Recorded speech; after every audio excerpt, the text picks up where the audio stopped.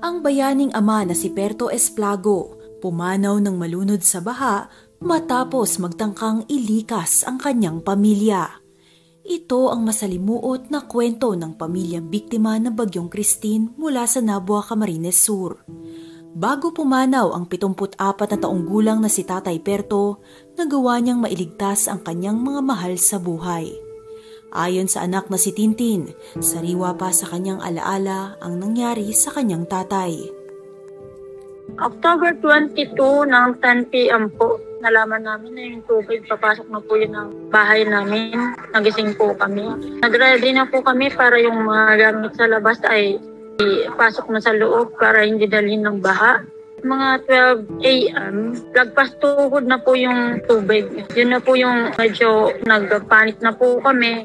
Sa mga oras na ito, nagawa pang makipag-ugnayan ni Tintin sa kanilang barangay. Ngunit nawalan siya ng signal at hindi na muli nagawang humingi ng rescue. Sa 11 miyembro ng kanilang pamilya, 5 ang bata at 3 ang senior citizens, kasama rito si Tatay Perto. Dahil patuloy ang pagtaas ng baha, hindi na nila nagawang lumikas. Pansamantalang gumawa si Tatay Perto ng papag na itinali sa kisame. Kaya niya po pala naisip yun dahil hindi lang kami basta mababasa kung halimbawa hindi niya ginawa yun, kundi malulunod po kami. Nilalamig, natatakot at nangangamba kung hanggang kailan magtatagal ang nakasabit na papag na kanilang kinalalagyan. Ganito ang naging sitwasyon ni Tintin hanggang kinaumagahan. Alas 5, nangyayain ng kanyang ama na gumawa ng balsa ang kanyang kapatid na si Ronaldo. Silang dalawa lang kasi ang marunong lumangoy. Gagawa sila ng balsa gamit yung nahigaan niya rin po na tabla, tsaka yung iba pa po na nasa baba ng mga gamit. Sabi ng kuya ko, sige, ako yung lalabas, maghahanap ako ng ibang materyales, tapos ikaw dito ka lang sa loob. Kasi po bumaba yung tatay ko. Lamig na lamig siya, kaya sinabihan namin na kung hindi kaya, wag na lang. Kaya lang po yung tatay namin, ang gusto niya, maging safe kaming lahat. Matapos lumublob sa baha, muling umakyat ng hagdan si Tatay Perto para kumuha ng materyales. Dito na siya pinulikat. Nang hindi maiapak ang paa sa hagdan, nalaglag siya sa lampas taong baha at hindi na muling nakalangoy. Nagsisigawan na po kaming lahat kasi nakita po namin nakalutang na po yung tatay ko. Agad na bumalik ang kanyang kuya Rolando upang sagipin ang kanilang ama. Rinay ko po na i-revive, CPR. 2 beses po siya nag-response pa, tuloy-tuloy yung CPR. Sumuko na po talaga siya. Gamit lamang ang 2 galon ng tubig, lumangoy ang kanyang kuya Rolando papunta sa barangay para manghingi ng tulong. Ngunit bigo pagdating dahil wala ang nag-iisang bangka doon. Dito na naisipan ng kanyang kapatid na ituloy ang plano ni Tatay Perto na gumawa ng balsa.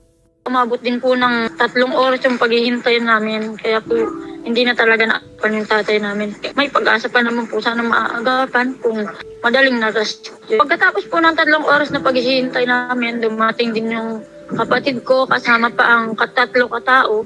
Isa-isa po kaming nilangoy para mailabas doon sa yero. Lahat po kami inipon muna doon sa tuktok ng bubong para at least pag tumaas pa yung tubig, hindi na po kami maaabot. Doon na po kami naghintay ng bangka. Lampas alas 10 na ng umaga na makarating si Tintin sa evacuation center. Ngayon, nakaburol pa rin si Tatay Perto, habang ang pamilya niya naman ay tumutuloy sa karatig na barangay dahil sira-sira pa rin ang kanilang bahay. Sa 16 years po namin dito sa may lugar na to, nito lang ako naka-experience ng ganito kataas po na tubig. Tsaka ganito kadaming hayop at tao ang namatay. Hanggang ngayon, naghihintay pa rin si Tintin sa tulong ng kanilang LGU. Tanging paghahabi ng bilao lang kasi ang pinagkakakitaan ng kanilang pamilya, kaya hindi nila alam kung saan kukunin ang panggastos. Pinananawagan ko lang pong tulong. Yung problemado po kami ngayon sa burial po ng tatay ko. Hindi po namin kaya yata na pag-ambagan ng magkakapatid po.